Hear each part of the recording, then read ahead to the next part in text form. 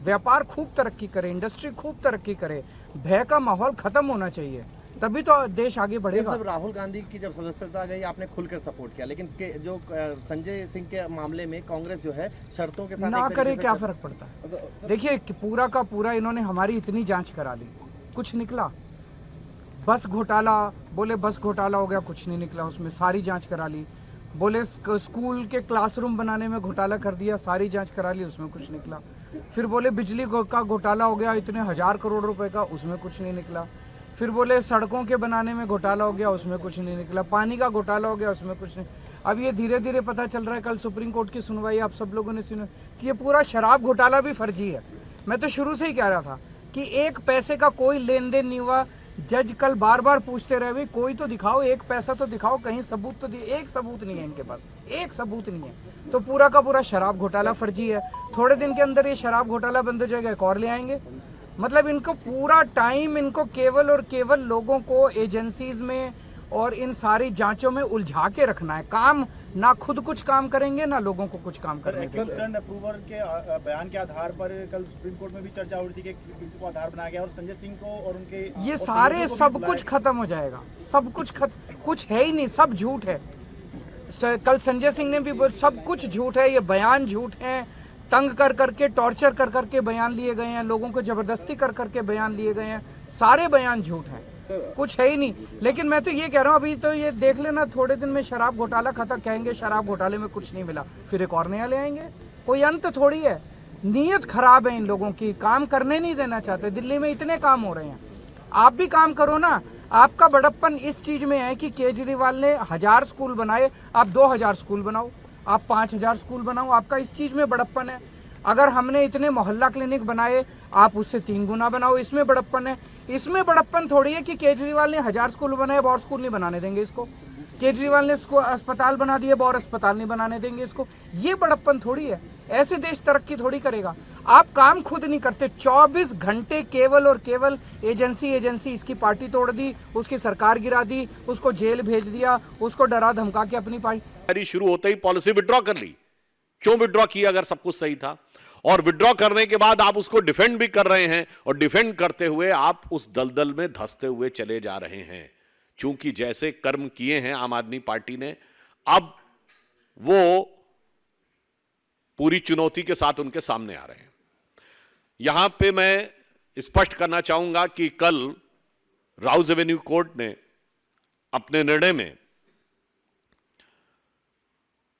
Page number 10 के ऊपर जो लिखा है 15वें पॉइंट पे, जो ये कहने का प्रयास कर रहे हैं कि केस का आधार नहीं बनता है, उसमें बहुत स्पष्ट कहा है, hence in prima fascia view this court the fact stated that the material placed before the court nowhere shows that the suggest that his arrest in the present case is unwarranted and unreasonable. Hindi में कह दें, अदालत ने प्रथम दृष्टया यह विचार किया है और यह माना है कि यह कहीं से भी यह नहीं दर्शाता है कि वर्तमान मामले में गिरफ्तारी अनवारंटेड और अनरीजनेबल है। यानी यह कहना कि अनापेक्षित है या अनावश्यक है, यह उचित नहीं है। यह बहुत स्पष्ट रूप से कहा है। आगे भी अगर आप देखें तो पेज नंबर 11 पे बहुत साफ साफ अदालत ने कहा है कि in the prima fascia appears that the material placed before the court that this amount was delivered at the residence. यानी उन्होंने स्पष्ट कहा है कि जो आरोप लगे हैं उसके इलेक्ट्रॉनिक साक्ष्य सामने आए हैं कि आरोपी और नेता की भेंट हुई है। भेंट होने के बाद जो आरोप है पैसे की डिलीवरी का, वह भी इलेक्ट्रॉनिक साक्ष्यों के साथ मेल खाता हुआ नजर आ रहा है। अब मैं आपसे एक और पॉइंट कहना चाहूंगा कि जजमेंट के पॉइंट नंबर 13 को अगर आप पढ़ें पेज नंबर 12 पे, तो उसमें अंतिम 2 लाइनों में कोर्ट ये कहता है, though the veracity of these statement will be tested during the course of trial only but for the purpose of investigation and such statement has to be believed and taken into consideration.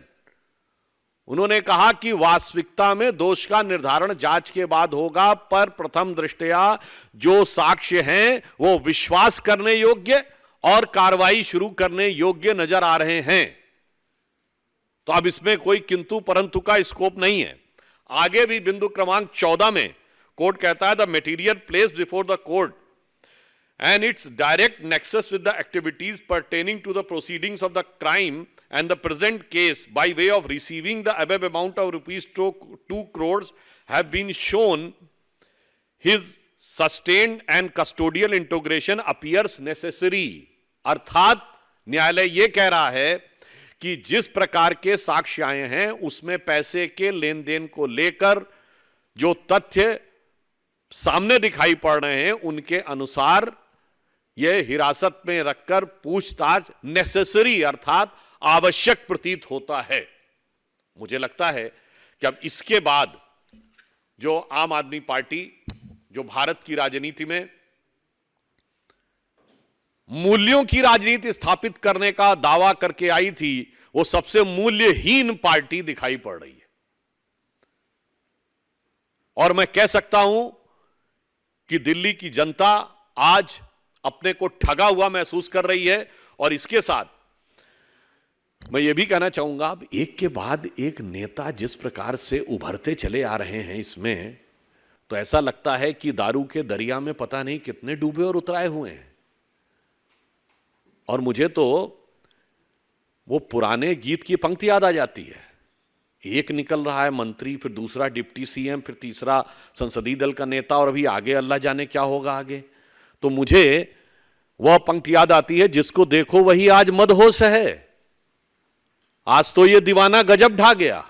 मतलब अब एक के बाद एक जिस प्रकार के characters उभर के सामने आते जा रहे हैं, मुझे लगता है इसके बाद श्री केजरीवाल जी की बातों की निर्लज्जता और धृष्टता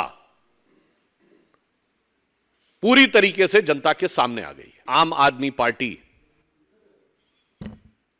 का किरदार अब तार तार होता हुआ जनता के सामने नजर आ रहा है। पहले उनकी सरकार के एक मंत्री श्री सत्येंद्र जैन भ्रष्टाचार के आरोप में जेल गए, जिन्हें न्यायालय से जमानत नहीं मिली। फिर एक स्टेप और ऊपर गया, उप मुख्यमंत्री मनीष सिसोदिया जी जेल गए। और अब आम आदमी पार्टी के संसदीय दल के नेता श्री संजय सिंह, कोई सामान्य व्यक्ति नहीं है, संसदीय दल के नेता हैं, leader of the parliamentary party, वो भ्रष्टाचार के आरोप में रिमांड पर हैं। अतः अब यह साफ हो गया है कि आम आदमी पार्टी में भ्रष्टाचार एक आम बात होती चली जा रही है।